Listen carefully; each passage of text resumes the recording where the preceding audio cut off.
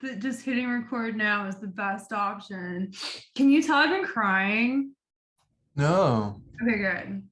I was kind of doing some like facial lymphatic drainage to look hot again. I'm just in a mood. We talked about this before we started. How are you? Yeah, I got the text that you're in your feelings. And yeah, I'm okay. I feel like I had a little cold this weekend. But I'm feeling, and I've been a little bit anxious too. So we're starting we're starting in a way. Yeah, I brought all these like accessories this time. I brought this stupid instrument that I've been using to calm down in I case want to we need see. to have a musical interlude. I It looks. brought Oh, wait, go ahead. I brought these these were just joints, but these are these herbal cigarettes that my friend Sky was telling me about. From the ingredients, it really seems like just like a tea bag rolled into a cigarette. Huh. Like it's I've all never heard stuff of that. that you could consume as tea. I've had some herbal cigarettes that I didn't enjoy, but they had CBD in them, which I think is a little grody in a cigarette. So I'm gonna try one of these. I see. But lighting using fire instead of water. Yeah, which brings us back to my psychotic cremation obsession from last night. For I our did get a listeners, text about this. yeah, Where you I had be said you were worried that your partner Josh's plan to be cremated and then have his ashes put into a cement block would sort of prevent him from him like passing on soon into like another life. He'd be stuck. yeah. Well, because I've been thinking a lot about like the notion of reincarnation, obviously not as just like the reincarnation of personality, but the like Hannah yelling at me matters neither created nor destroyed version of reincarnation, such that like obviously every atom you have has been part of something else already, you know? Mm. And going back to like when I die, I want the atoms in myself. I hope that some of them become part of new humans, you know, but I had a fundamental misunderstanding about how energy is released during the cremation process versus via like a decomposition process, you know? Mm. And because I have no understanding of basic chemistry is the fundamental problem. My education was sorely lacking. But I started getting paranoid that Josh's plan to be cremated and then to have his cremated remains blended into a block of concrete and left in his hometown, Detroit, His would hometown. prevent his atoms from becoming part of new humans. And I just wanted him to know in case that was important to him. But then I realized that the energy released during the cremation process, like, is functionally the same thing as the energy released during decomposition, just on a different timeline. So then I was like, wait, Yeah. never mind. You can be in the concrete block. That's totally fine. Yeah, I wonder what parts would seep out during the fire and what parts would hang out. Well, because it would be, oh my God, I was hoping you would tell me this. Didn't you do pre-med? Are you a doctor? I am. You're supposed to know all of this. I haven't worked in a concrete cremation clinic in a while. Maybe that's where you need to do your next training. Yeah, yeah. I mean, we do spend a lot of time talking about life and death. But I find myself curious about the crying, like, or maybe we Oh, should I'm sure talk it's about it. hormonal partially. I'm like about to start my period, which does two things. It makes you look super hot. And it, remember when we talked the first episode about like that pendulum of like pity and disgust and how they're kind of the same emotion, but like expressed differently? I like, other than self-pity, which I have in excess right now, the pendulum swings fully to disgust. And I just get so angry. Like I start, so because there's all, okay, so there's that. The pendulum has swung to disgust because of whatever, my progesterone levels dropping. But Yeah. also I feel like now is the time, which is the onset of like seasonal nostalgia, because it's the fall. Hmm. So whenever Hmm. the season changes to fall, you know, Jessa and I were talking about this, about how like suddenly you just are hit with like involuntary nostalgia. But being in this like disgust rage mindset and then being reminded of the past really acutely has made me just like so pissed. Like I was literally, I shit you not, I got up this morning and I was writing a letter to the administrators of my high school telling them how they had given me a Oh, poor education. whoa. That's like how fucking psycho I am right You're now. in it. Like you're Yeah. pissed at I'm them. pissed. And sounds like they might deserve it. I don't know. Uh Damn. Yeah, the season hammer fell like in the last week here too, and I feel it's shaking us all up. And I really appreciate that you connected to like memory and experience. It's not uncommon for people um, to describe it in purely like sort of biological terms. Oh, seasonal affective, whatever, which Oh yeah, I didn't even think of like, that. well, and I like your stance much better because it feels more like a real life to me. And uh like maybe they're describing the same phenomenon just from different angles. Or maybe What do not. you think about like how in your work you have to use all this clinical and pathological language to talk Yeah. about human experience, but Yeah. and then when I talk to you in a non-professional context, it seems to be that you kind of avoid or veer away from that language, but I imagine you have to use it in your daily life to do your job. Is it dissonant in real time while you're at work? For Or sure. I mean, and it reminds me, I mean, here I am running away from it, generalizing. So maybe I won't do that. But I do think that other people experience, I bet you experience in your work with people where people become forms and stuff, instead of real people. yeah. But totally. Yeah. And it's a real problem for us because it's a young discipline and there's a lot of data and stuff we know, and there's a lot of stuff that we just don't know. And people really put their anchors down saying, yes, this is called seasonal affective disorder, and you can track this or that. But then I'm really, really with you where it's like beautiful to hear you say, oh, this reminds me of my life. My life is happening, and that's painful. Seems much Yeah. closer to like the spirit than to say, oh, forget about that. We're going to call you an organism with, whatever for a minute. But Yeah.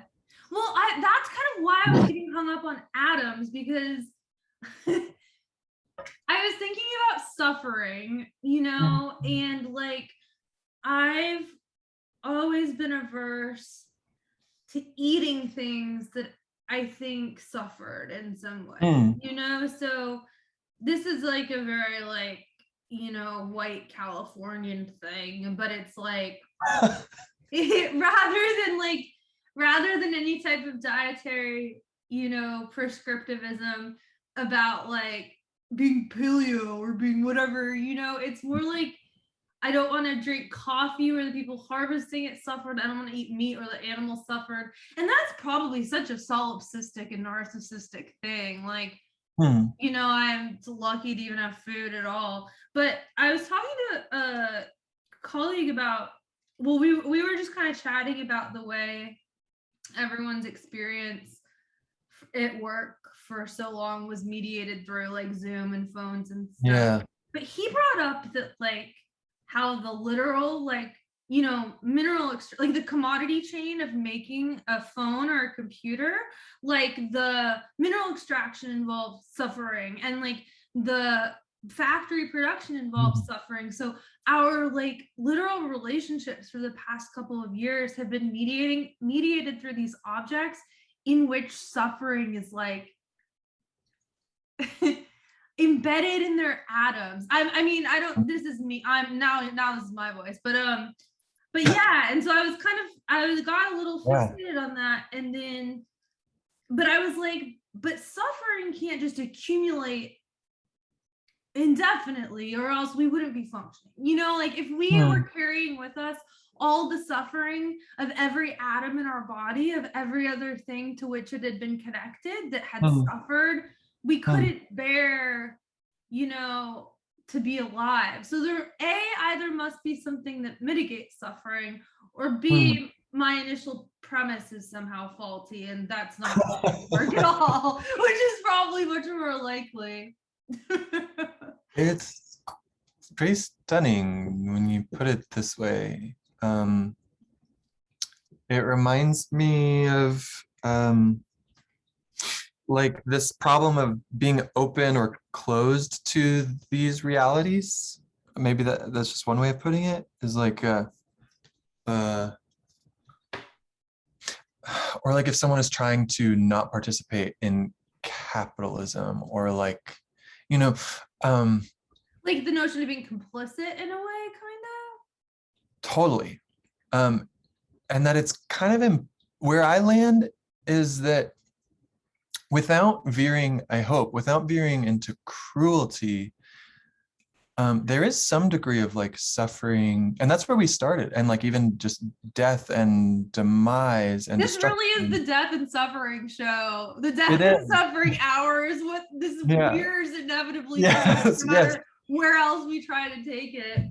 And the problem is how to integrate that as like a part of creation without it becoming cruel or destructive or violent, without like celebrating or enhancing or increasing suffering, but to like accept it and grieve it. And but then I do find that like ultimately I arrive at some kind of numbing and forgetfulness about kind of these systems of systems of suffering that we're part of in order to function. Okay, so to go on Laura's like absolutely schizoid theory of reality for a little bit longer. Okay. This actually tastes like smoking a tea bag, almost exactly. Like I think it is. I think that, yeah, I just didn't realize that I could probably pack my own. So like, what if in fact we do like all contain the cumulative suffering of both our ancestors in a like genetic sense and an epigenetic sense, which is like the one people actually understand, but also of like every atom that comprises us. And we have a mechanism somehow mentally that protects us from experiencing it all at once, you know, akin to like the way your body can absorb trauma that your brain can't process. What if, I mean, that exists, you know, like that mechanism exists. So couldn't we by extension say that maybe that same mechanism is protecting us from like all the like ancient trauma from millions and millions of years ago at the same time? Like, I don't know. And it seems like it both protects us as well as like preserves it. It's like at some point we have like a lot of the work that, or so one of the ways that I think about the time that I spend with people at work is like trying to like unfreeze that, or like find a way to let in, like stop dissociating and like reassociate and experience the suffering, but in a way that we can contain together, and like gradually, you know. So it's like a practice of containment functionally is what it is, like creating contained conditions for suffering, which is like noble rather than complicit, you know? I don't know though. I'm probably out of my fucking mind. That's the other thing, is that I do no research. I do a lot of research on other things, but I roll into this show and I just bring everything that I have done no research on, that I've just, you know, like doing bong rips in bed, like being like, what if my atoms are suffering or whatever? And really, I just like, I'm about to start my period and I'm in a bad mood. Yeah. I mean, I find your stances pretty interesting and thoughtful, I have to say. Okay, so my beverage, this is another I'm just gonna address you solely as a medical doctor this whole time. But so It's so weird. I don't know how to like be that person or be not that person. it's Or perfect. even like and I'll just say this and then I'll stop interrupting and want No, to know what don't your stop. beverage is. I'm the interrupter. But like I've been thinking of this problem lately, which is like, okay, if I find myself talking to people outside of work or thinking outside of work, the way that I approach work encounters, what does that mean? Does it mean that I'm like workifying or like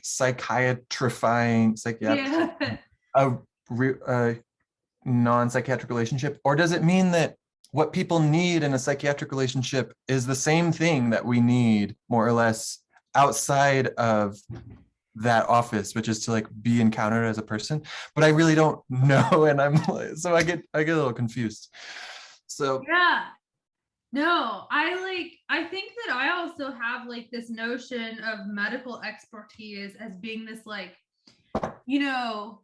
sacred knowledge that I'll never understand entirely. So I think that I become deferential to your expertise because I think of you as like possessing, like being in a class of knowledge havers of which I'm not part too. So I'm sure it's partially influenced by me treating you like that in this context also, Anyway, my neurologist told me that this was a while ago. I get really bad migraines, and my neurologist wanted me to take like high dose magnesium along with my other stuff because it's supposed to help. But magnesium supplements make me like fucking barf and shit my pants. I'm drinking more Gerolsteiner that's awful. because it has straight up 80 milligrams of magnesium in every bottle. Huh. So I feel like, and it doesn't make me feel anything. So when I get near my period, which is when I get my migraines, I just start slamming it. Does it help, you think? No. Yeah. I think I have a lot of placebo effects that collectively help me make it through reality. I don't know. Good. I also have been taking a lot of vitamin D, and I'm convinced that it made me hotter. I don't look hot right now. I'm just fucking crying. But like in general, I've been looking a lot hotter lately, and I'm like, it's defo the vitamin D. This is gonna turn into like Joe Rogan. Oh, with supplements, you mean? Yeah. Yeah. What supplements does he even sell? I've heard that he does that. I don't listen to like podcasts or anything. I used to listen to one called This Jungian Life, but then I realized that the hosts were like mega libs and I just couldn't do it. But the only reason I even know who Joe Rogan is through the back door of like the crazy supplement community on the internet. And they always end up linking to like his videos and shit, and then I learned that he's like a famous like the most highest paid podcast person. Whoa. He likes supplements though, and so does Alex Jones, another media. Yes, another spokesperson. Here, look at this. Wow, she's so affectionate. She is. She's been. I don't know where to begin, but she just had a tangle with a stray cat in the backyard. Not physical, but verbal. Yeah. And it's been. I think this is not the last we will see of this. Did it take a toll on her? I don't know. I think. She seems fine. At it? Yeah, she was. They were yelling at each other. But what do you think they were saying? just like fuck you. Yeah. Isn't it weird how like if it were a human and they showed up in our backyard, we would be like, hey, like, do you need something? Can I help you? Hey, what are you? But with animals, they're like, get the fuck out of my yard. That says so much about you that you would react that way. Because I think know what you would do. What would you do? It would depend on kind of their vibe. Like, would you get aggro ever? What would be aggro? Be like, get out of my yard, man. I can imagine being stern if they were not in their mind, so to speak, then I might say something like, that you need to go this way or something. um, Do you have uh, a stern mode? sure. That's cool. I wish I had a stern mode. You don't? Oh my God, no. Well, I have like an incredulous, frustrated mode where I'm like, are you fucking kidding me right now? Can you not? But I don't have like a you need to do this mode. I would love to have that. Do you Interesting. get a little kick out of it or do you not like it when you have to do that mode? It is striking. I guess I do get a kick out of it after I'm like, whoa, like where did that come from? It doesn't happen a lot. It's mostly with the stray cat. Yeah. Let's be real. And then I occasionally don't know if it counts if it's directed at animals. Okay, all right. You're like, yeah, I saw that bird again, and I was like, you need to go over there. Little whippersnapper. Yeah. Yeah. No. So is this cat definitely a stray and not like a neighboring house cat who's free to wander? Good question. I don't think he has a collar, but it could be just a wanderer Is it a that lives boy? there. Can I you don't see? know. That's my sense for some reason. Yeah. But this is a funny detour. But anyway, it happens not uncommonly when I'm on Zoom calls, and then I'll have to like mute suddenly and go dash over there and like break up the fight and come back. Damn. Yeah. So he's been on her case, just like he just keeps coming by. What an asshole. Yeah, they're tangoing. Wow. And she really doesn't seem like she likes it. She seems like she's recovering. Yeah. Is she thinking about it right now? Do you think Oh, she is? giving me a little growl actually. Yeah. We'll talk about it. Yeah. But huh. Oh my God. It was really nice to meet Hannah and chat with her. I know. She's great. I had fun with that one. We should have her on again. She had a nightmare that the twins were gonna Google the word Tromby's Tower and then sue us. But I looked it up and we can change the YouTube title if we need to. Good. I don't think they're well, I don't even think they're I was gonna say I don't think they're humans. I think they're like vampires or something. So I don't think they're like Googling anything. It is funny. They didn't even Google how to build the damn tower. So that thing is not right. Next week we have Jessa as our guest. I'm just trotting out all my little friends. I look forward to meeting her. I've heard tale. We can pick, or we can do a whole array of topics. Best of Nashville dropped. Always makes me angry, but if we talk about it, I will alienate everyone who listens to this, I'm sure. That's a nice little party that is thrown there each year.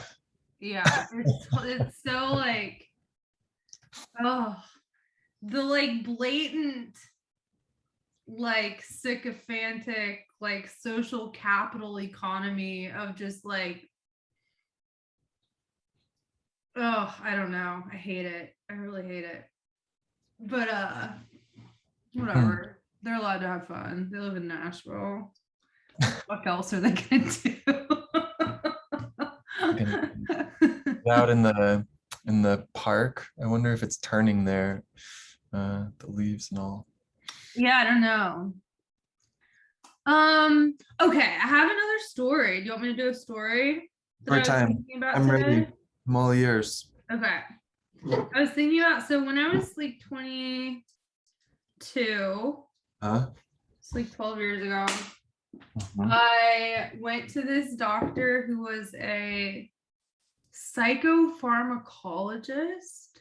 You know what that is? I still don't. I think so. I think it's I don't know, but I think it's a word for a pharmacist who then... It's like a glorified drug dealer It's like a Well, white a collar lot of drug us. dealer kind of. I think a pharmacist who does training in sort of specifically like psychoactive medication, but Okay, so it you could don't even have, have to be an MD to do this. That explains a lot. I see. Or they could, maybe that's what some Maybe people it call was. themselves after. But yeah, that's what I think it is. He's dead now, which after you hear Oh, the story, you'll did be you happy about. you? I'll keep my eyes out for the foreshadowing of the murder. No, so I went to him. I was fucked up, same old shit. But he he ended up putting me on Adam. That's my dog. Oh, tube. I'm gonna Was do a yell. she Hold sneeze? on. Okay. Mute and yell at the dog.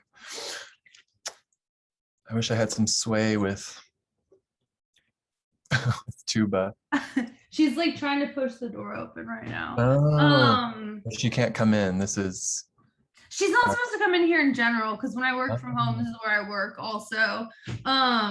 But so he ended up putting me on Ativan, Adderall, and Prozac. And I was supposed to take the Ativan and Adderall at the same time, which is basically for loco. Like it was horrible, you know? And he, as Well, part of and we'll pause because so Ativan kind of calms someone down. The Adderall kind of juices someone up. So they're a little bit in opposition to each other.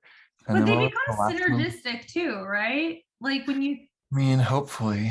they don't just neutralize. It's not like No, you don't just right. feel nothing. I No, I right. can attest to that. Right. And then the Prozac being like a antidepressant.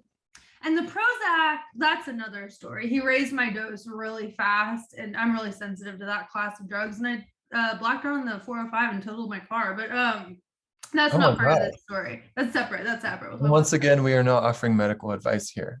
Yeah, no medical advice, no legal advice. But as part of his intake, and in retrospect, it was so bootleg, but he was like asking these questions that were like kind of open-ended, but in subsequent intakes with other psychiatrists and doctors and stuff, they've asked a pretty common slate of questions. Like I always know if I'm going to a new doctor, especially for mental health stuff, I always know what they're going to ask. You know, there's not like really any curveballs or anything. But he was like, when you imagine your future, what's the like scariest version of it that you can imagine? What? In retrospect, is like, I don't think you're supposed to ask that. But so I was like, okay. And I'm like thinking about it. And I was like, okay, so I'm in my mid 40s and I have a really bad haircut. It's kind of poofy. Oh, bad haircut for sure. It's like a bad dye job. And I'm wearing a what color? I pictured it like kind of a bad bleach blonde color with roots. And I was like, I'm wearing a pink sweater and I'm driving a champagne gold colored Toyota Corolla. So much sensory information in this. This in the Midwest. Well, this is at the time I was like, how bad could it get? And I was like, and I'm driving this Corolla. Champagne colored Corolla through a town in the Midwest. And I don't like, and I was like, and there's nothing I care about. And everyone I love has fallen out of my life. And I'm just, do you remember you were feeling when you were telling him this? Or what you're feeling now? I mean, this is, yeah. Yeah. Well, at the time, I mean, I was there because I was like losing my shit. But and I was like, this was a period of life where I was self-medicating a lot too, you know, and so I was just bonkers. But I like went through that whole story and he goes, so loneliness. And I was like, sure, yeah, loneliness. But that came back to me. So like Homeboy A is like fucking Joseph Mengele. He's like putting me on like counterindicated medications at the same time or whatever. Like he's just nuts, you know. And then like what a, I mean, a polite way of putting it would be a stress test, but why would you make someone imagine the it's I like think very he too was a scary. sadist. I quite genuinely Oh. believe when I say Joseph Mengele, like Yeah, I don't know who that is. he's the Nazi who did all the medical experiments. Ah, And I think if we have Hannah back on, we should talk more about the Nazi diaspora and how many members of the Nazi party beyond those in Operation Paperclip were integrated into the US. But that's a separate thing. that But is like I amazing. really think he derived some sort of like pleasure out of the like controlling people medically. That's all I can imagine, you know? Huh. So I went back at like a separate appointment and I had gone several times at that point. He'd never done this before. And he was like, I'm going to need to test your heart rate or something to do with the Prozac. Reasonable enough request at a doctor or whatever. But he like straight up, I was like wearing like a button down blouse and he like unbuttons the top two buttons and like puts the fucking stethoscope like on my heart and then just like reaches down inside my shirt and is like fondling my boob while he like takes, No. yeah, like Oh full God. on like I mean, I guess assault tactic. Like I didn't care that much because I was on Ativan and Adderall. Have you like reported that? Oh, he's He's dead though. dead. It's wonderful. No, I didn't even think that was a reportable like I like that was my mindset. Like you know, like I was a dumbass. Like I wasn't like I am now. I mean, I'm still a dumbass, but I was a different kind of dumbass. But Maybe I should have said we should report that. I mean, shit, I'm sorry. That's so awful. no, it's fine. It really was. This is a common phenomenon, I feel like. This was something I was talking to Jessa about, which is like in terms of experiences wherein I've been quite literally like assaulted or molested or whatever, however you want to phrase it, you know, I feel like those have not been traumatic to me, but I've been through a lot of like consensual experiences that were much more traumatic than anything like that, Hmm. you know? Hmm. And that's sort of like why I got very frustrated when you know, the whole like movement of revealing sexual predators happened a few years ago or like 5 or so years ago, in that I felt like there was this mass homogenization of like the victim narrative, such that we started to have this like social hunger for these stories, but they had to follow a very homogenous pattern of like how the victim behaved, Hmm. who the perpetrator, I don't say that to diminish anything, but like just because I dislike that language, I think like who perpetrated something. And what we wanted was this story about someone powerless being acted upon by someone Hmm. powerful and then taking advantage of the cultural moment with Hmm. all the virtuous masses to reclaim their power. But Hmm. if you had an experience that you thought was funny, and like, you know, there were so many things. I mean, when you're like in your early 20s and on drugs and like, you know, untreated for a mental health condition, like you end up in all kinds of situations like this, you know, Wow. and I've been in tons of stuff like that. And like Hmm. I think that I always really hated the notion that any of it had to conform to that narrative because Yeah. there were things that happened that were, you know, quite literally assault or whatever that I thought were like funny. They're so fucking stupid. But like if I had said to anyone during that whole wave of like Me Too stuff, like, oh, I was assaulted, but I thought it was hilarious. Also, I had this consensual experience that was literally traumatic. People would be like, stop, you're making this confusing, you know? Mm-hmm. Mm-hmm. Mm-hmm.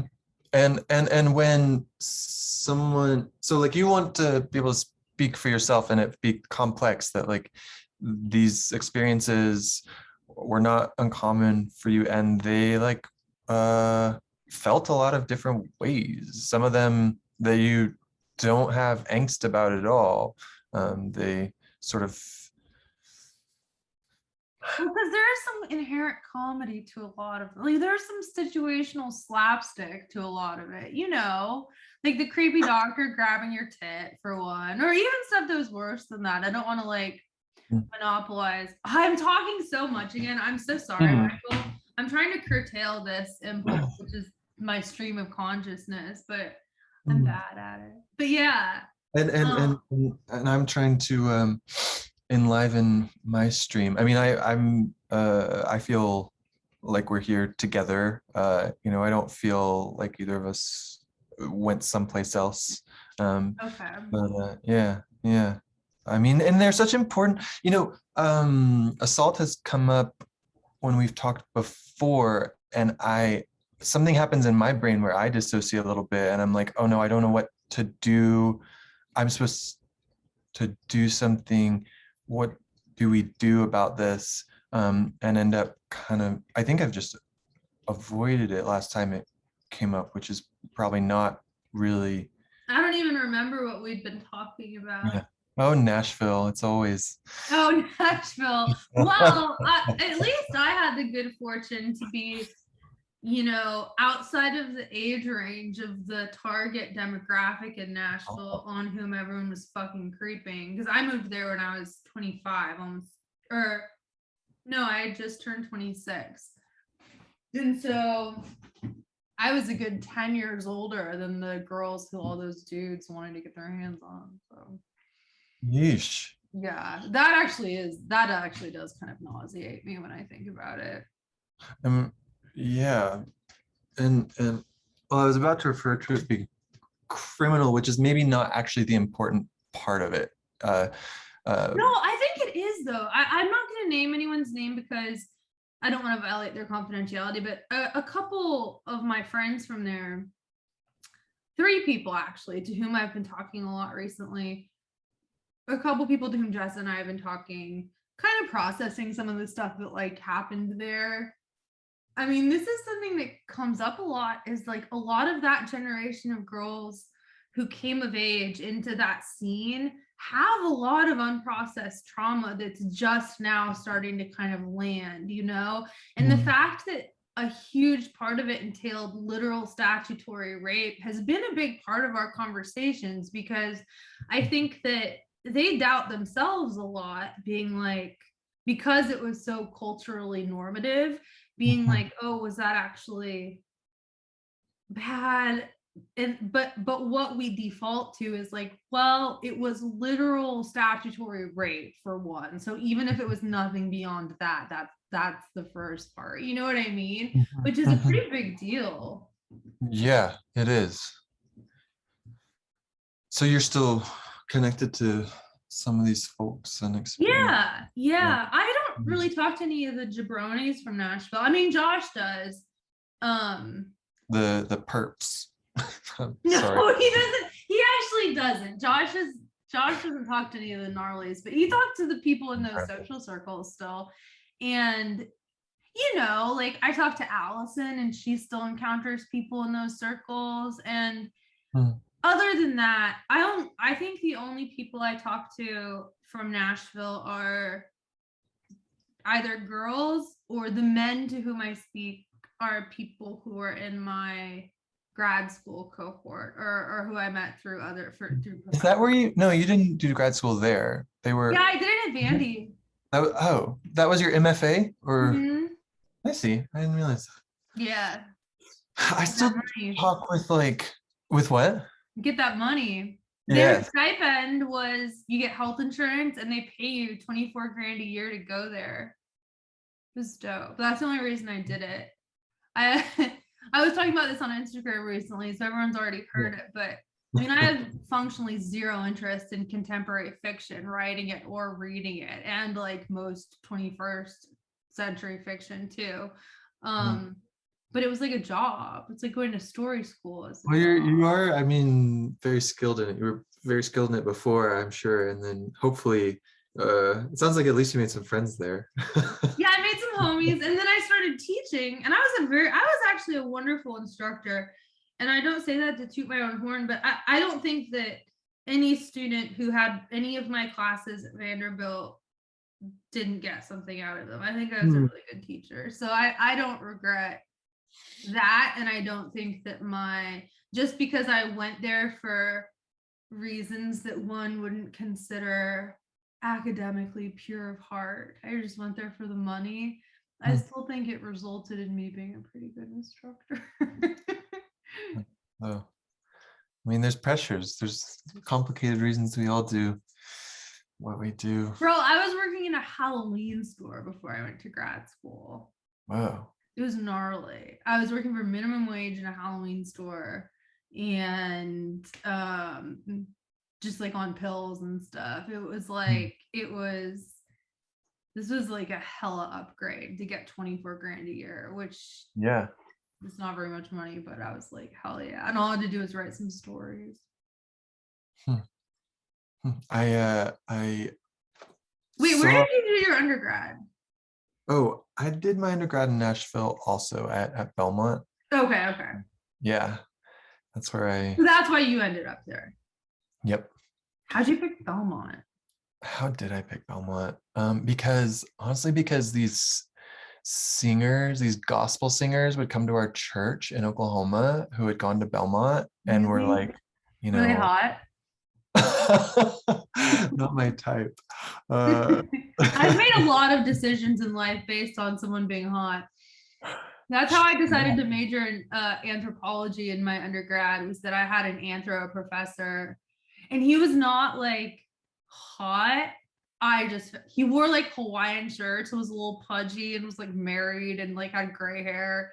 But I was like, oh, he's so hot. And I was like, that's gonna be my major. And they just did it. Which was unfortunate because now I think anthropology is a complete like, turn of the century pseudoscience, but whatever. Yeah, it has so much promise as an idea. When I was a kid, I wanted to be Indiana Jones. And so for a minute, I was thinking about archaeology and stuff. But of course, they use toothbrushes instead of whips and stuff. So they're just like sitting there for like crouched over for 12 hours. I worked in the paleoethnobotany laboratory at UCLA. So they had botany. All these carbonized remains from hearths at sites, or from a site called Gordian in what was ancient Turkey. And so the person for whom I was working had hired lab assistants. And what we would do is we would sit under a microscope and like sort out the seeds from the like other plant debris. Huh. Yeah, I was born. They weren't still viable, were they? Or like, yeah. No, but it allowed him to like look at what they were eating and like thus what conclusions he could draw about like what crops they were growing over time and how their crops shifted. And then you freed up someone's partner's atoms to get out of some plant seed and get into something else again. Yeah, that's true. We're actually doing it was liberatory justice. Yeah. I'm gonna put that on my fucking CV. Yeah, I was a ghostbuster. No, yeah, I went there because those church people. Plus, my mom's side of the family lived in Nashville. Okay. So it's kind of it made sense in some ways. I wish, kind of in some alternate universe, that I had had the chutzpah to go off someplace else. Kind of Did Belmont have enough of a STEM curriculum, or did you have to do a post-bac before you did med school? I think they probably have enough of a curriculum, but I decided after graduating, I studied English and then. Really? I didn't know that. Yeah, I loved it. I chose it just because the department, they were like, interdisciplinary and like beatniks and thoughtful. And so yeah, I finished that degree and then yeah, started directing myself towards psychiatry, which took some other. What'd you have to do? Did you do a formal post-bac, or I'm going into academic advisor mode, which is, I will say, my career. So yeah, it's okay. So now we're activating that. So yeah, I pieced it together at like what was it, Nashville Community College and then Tennessee Oh, that's a State. great community college. It really was. It was good. Yeah, they're really solid. And then I hate going into this mode. why? What do you I hate don't know. about it? This is work mode for me. Hey, how are you feeling having had this tea cigarette? I'm good. One thing that Josh pointed out was like, because I've been a mess all day, and he was like, as soon as you're either with another person or on camera, one of the two, you go into like it's like my brain shifts and I go into a mode. The bad thing is we're gonna get off Zoom. It'll be like 15 minutes and I'm gonna totally fucking tank again. You know what I mean? It's like, it's really weird because it's not a performance in the sense that I'm trying to like, I'm not trying to create a character and I'm not trying to perform, but like I absolutely have different modes of like, that happen completely involuntarily, you know? And like, yeah, I get very like this. And then Do you ever get to fall apart with someone? when I do, it's extremely embarrassing to me. Embarrassing. I mean, with Josh, yeah, but like he's used to all my shit. Even in front of like Hannah and Jessa, I very rarely will have any type of like I don't like call them crying very much or anything like that. I had a meltdown in front of my boss recently, and that was extremely embarrassing. Oh. Huh. Yeah, I don't like it. Uh-huh. And on the same day, I had a meltdown in front of my boss's boss. Who are these bosses? Are they, well, maybe we don't have to get into all that. I don't know. They might, yeah, I don't want them to find this. It's They're very lovely people. figuring out how to converse fluently and freely on here while also remembering, oh yeah, we're gonna post this on YouTube. I know, but that's the point, right? Right. Well, yeah, but like I don't know. I think that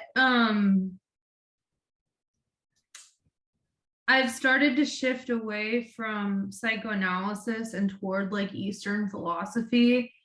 And I can't give you like a qualitative assessment of the efficacy of either one for like mental health in general, but for me, I think shifting away from like a psychoanalytical framework for self-treatment, which was what I was trying to enact, like a fucking lunatic, to something that's fundamentally easier to undergo as a sole individual without another person has helped me a lot. So that's kind of what I've been doing. I mean, because I'm thinking of I'm like meditation and that sort of thing, which yeah, is solitary. Whereas the thing about analysis or therapy or whatever, it's about.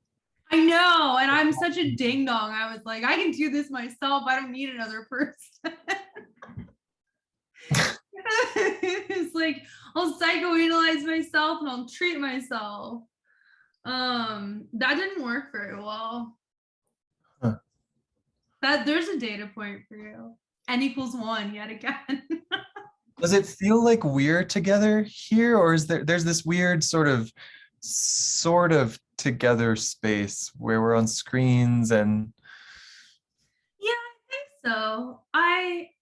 Well, for one, we've been doing it for so long now, almost 2 years, not the show, but like this is what's mediated all of our respective interactions for so long, that I think that just the like situational weirdness has dissipated.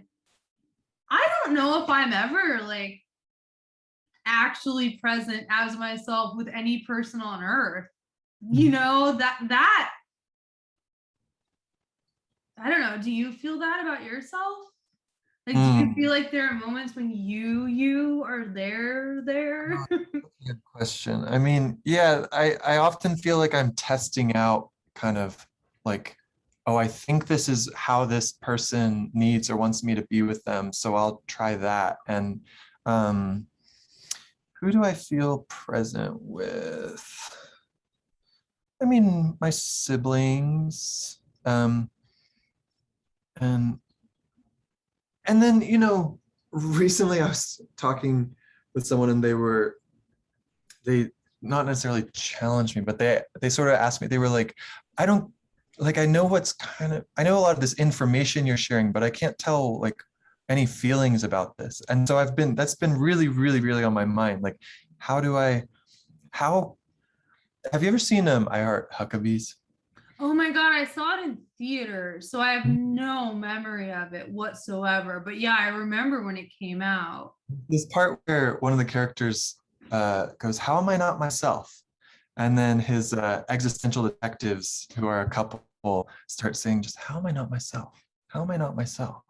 How am I not myself? It's a so-so movie, but I really like it. But anyway, yeah, I left thinking like, how the F do I not know what it feels like to be with that person? Or like, how do I not know what I was feeling? Like, it's a very sort of scary, but I'm trying to be compassionate to myself at the same time, that, oh, okay, Yeah.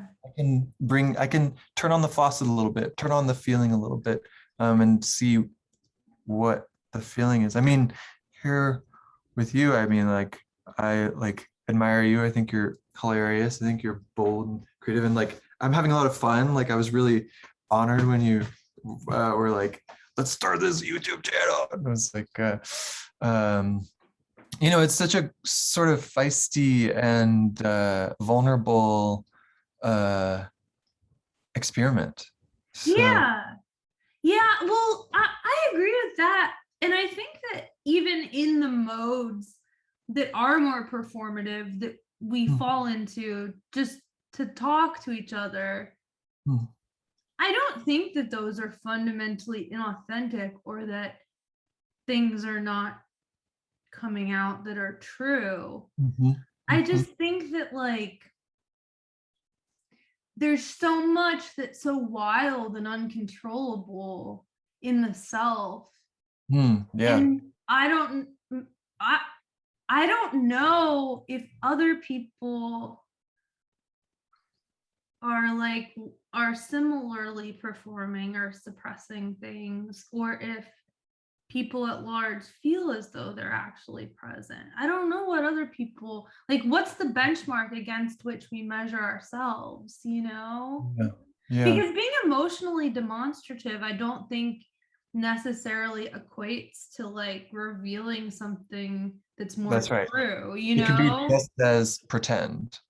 And like having a family member, I don't want to get into that too much, but like being in close contact with someone with a cluster B personality disorder for a Mhm. long time, like I think that I equate emotional demonstrations like that as pathological and as Got it. fundamentally false, you know? So I don't think there's any greater truth in like Hmm. that type of like amped up hysterical communication, you know? Or it's like, sometimes you meet someone and like think about like relationship type of stuff or romantic encounters or like those moments where it's like new relationship energy and you have this like this compulsion to share things.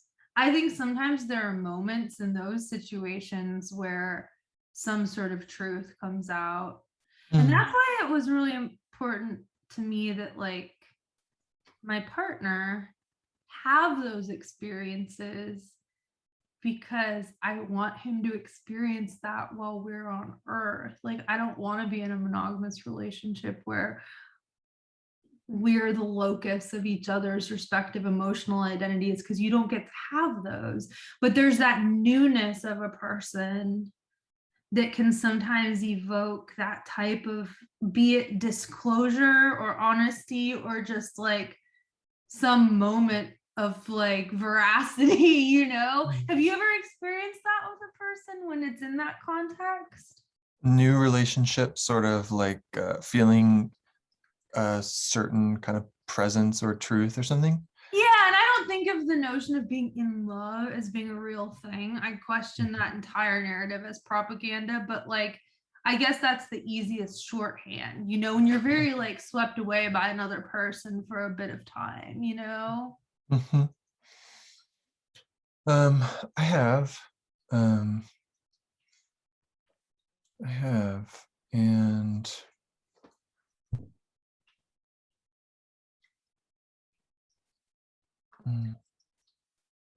here I've locked down, clamped down like a frozen. Yeah. Like the Do you Arno. regret it afterwards? Sometime I think I have learned. It's sometimes felt like a regret, but I'll call it learning now that there is a time if I don't feel uh, uh, uh, a certain openness and connectedness to someone, that it's better for both of us and like sort of more coherent and like constituted or something, that will both stay sort of better if we understand that and go that way at the moment, instead of sort of there have been times that I've known that a relationship feels like it can, like that's as deep as we're going to get. We've reached kind of this certain level, and so what do? Well, it's better than nothing, and let's sort of be here. Yeah. And I don't want to bother myself or someone else with that. I feel like that's what complicates romantic relationships a lot, is that I want all humans to be able to have that type of connection. And it could even entail sexual connection too. Like it doesn't have to be purely platonic, but to have that moment of like newness and revelation, because I think that's the space in which the self sometimes pops out, that's otherwise repressed. But I think that the only space in Western culture, at least American culture, that we've allowed that to exist is within the paradigm of the trajectory of a particular type of romantic relationship. So like that serves as the starting point to like something that's going to last for fucking years, and you're going to like then have to do all the things and hit all the relationship benchmarks and stuff.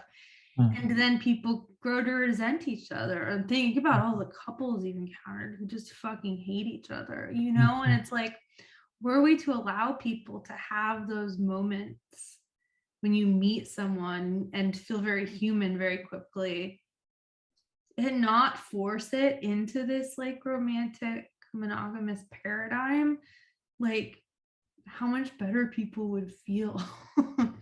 Yeah, my take is sort of, I think what you're doing and what a lot of people are doing in open relationships or whatever they would call it, like they're the ones who get to teach the rest of us how it works. Um, uh, and it makes me think also of, I can't remember, you mentioned Alan Watts, but it might have been him or Terence McKenna, but someone said like, once you get the message, hang up the phone. Yeah, and that was Alan Watts. Yeah, exactly. Similar he to said like that about LSD, but that's so applicable to that. Oh my God, I love the application of that quote to this. Well, good. It feels That's that way. great. That like, or I think her name's Maggie Nelson, recently released a book where she called like sexual experience kind of a laboratory to learn about oneself and other people.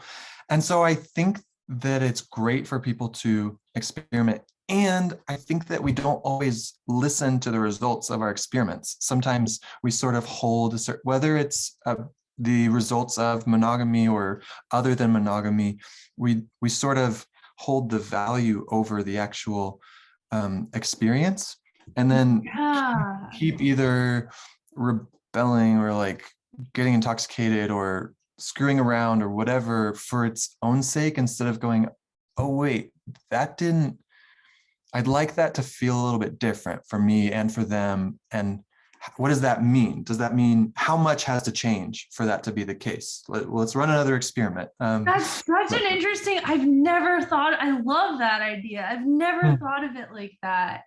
Because if it is experimentation, you don't just run the same experiment with the same variables over and over and over and over until you die, you know? Yeah. What do you think, what do you think makes us want to keep running the same experiment? Just like social normativity or something else, something more personal? I mean, what's coming to mind immediately, I think there's a lot of ways to probably say it, and I'd be curious what comes to your mind, but I think it's another kind of dissociation that we get kind of stuck in a program, the same way that we get stuck in a program about how much distance we have to keep from people, or what way we have to drive home, or like, or what I'm willing to put up with. If someone, you know, is 30 minutes late, then screw that person. They don't respect me. They don't nothing, you know. And there's like reasonable, balances between all these things. But I think it's a kind of dissociation where it's the kind of the best solution we can come up with at the moment. And it's really hard and scary to change. Yeah. So we don't change. So the introduction of a new variable constitutes a massive risk in people's perception. And so it's not a simple just tweak to the experiment for someone in self-exploration. It's like this risky and dangerous undertaking to even change a small variable.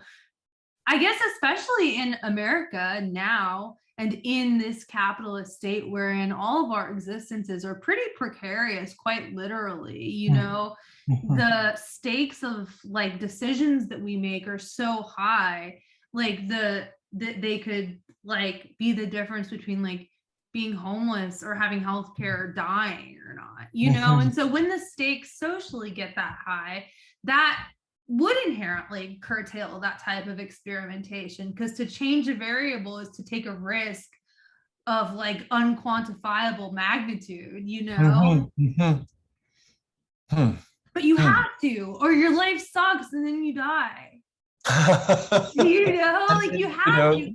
Then that suffering is stuck in your atoms, so to speak, if that's the way it works. And then and the dying part's exciting, but the life sucking, like whatever, I'm here 40 or 50 more years on earth. Fuck, man. Like I don't want to suck. I'm staying for it. I like decide all the time not to kill myself. Like I'm always like, should I fucking off myself? And I'm like, okay, no, I've chosen no for X, Y, and Z reasons, you know? And it's like, okay, well, now that I know I'm gonna be here, I'm not gonna let it suck. I'm just not. But that being said, we're gonna get off this Zoom and I'm gonna go like fold my laundry and cry because I'm on my period. So no one should listen to me for any reason. They shouldn't listen to you because you'll go like have feelings. Like, no, yeah, that's true. I love your question of why don't we change. I'm going to keep wondering about that. What keeps me or any of us doing things that we know are not kind of working? Yeah. Can I play my little instrument? Yes, please. I don't, this is the same song I already posted online, and I have been getting it wrong. I still don't have the whole thing memorized, so I'll probably fuck it up, but I can try to play it, okay? You know the song, Wild Mountain Thyme? It's like an old Scottish song. Oh. Yo, it's great. This is not going to do it justice. I need to send you a better version. A lot of the Tories, that Scottish folk band in the 70s and 80s, covered it. That's where I heard it. But I think it's older than that. But that's what I've been trying to teach myself on this little bastard. I'm going to do it, okay? Yeah. Okay. Can you hear that? Yeah.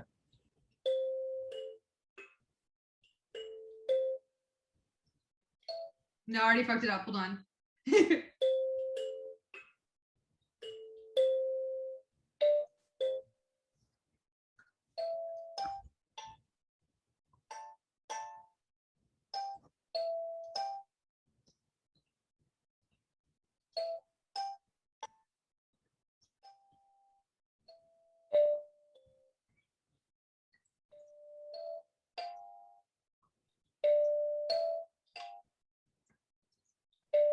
No, I'm fucking it up. I'm not gonna get It's it. so nice.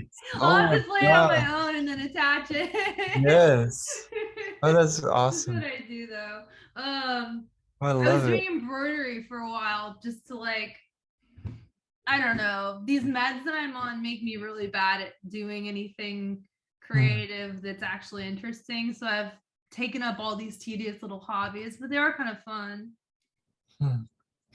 That's this is you're not embroidering right now. You're doing more of this hand harp or whatever. Yeah, totally. Yeah. It's really cool. Oh man, what a year. That song reminds me of Shenandoah. I think I maybe. love that song. Hmm. Also, do you know the song Ashokan Farewell that was from the Ken Burns Civil War movie soundtrack? No. I'm gonna send you that too. It's Thank in a you. similar vein.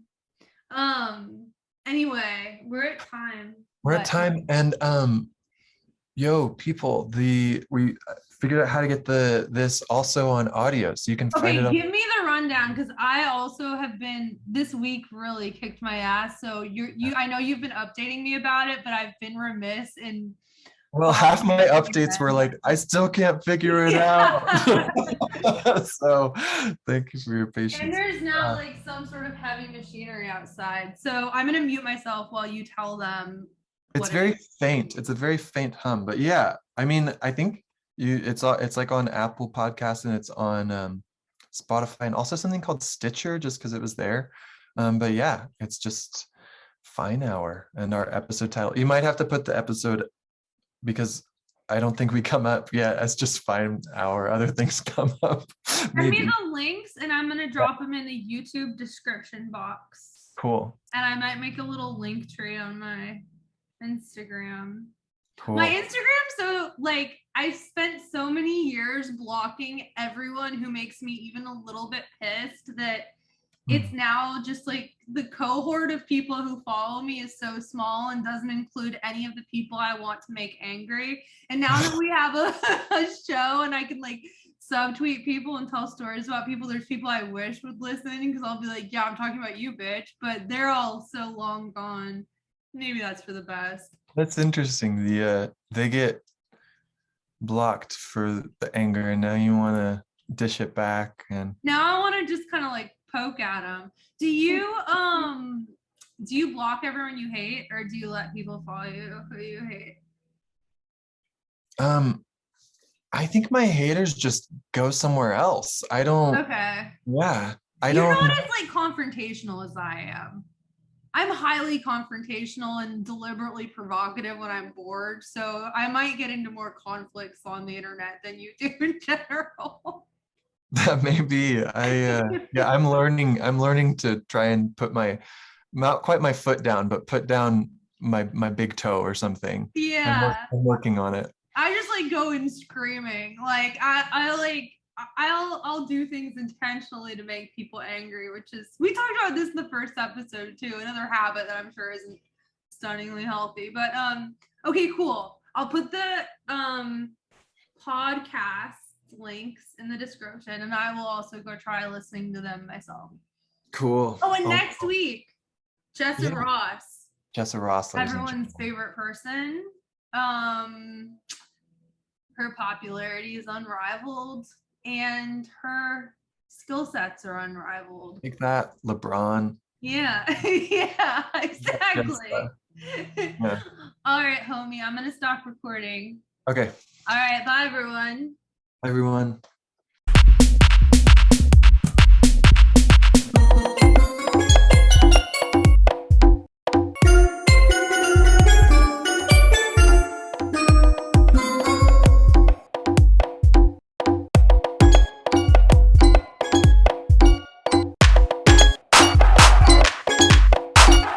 Cleanliness and youth and an effervescent desire to enjoy life. To me, a sort of a vibe to me, a sort of a vibe to me, a sort of a vibe to me, a sort of a vibe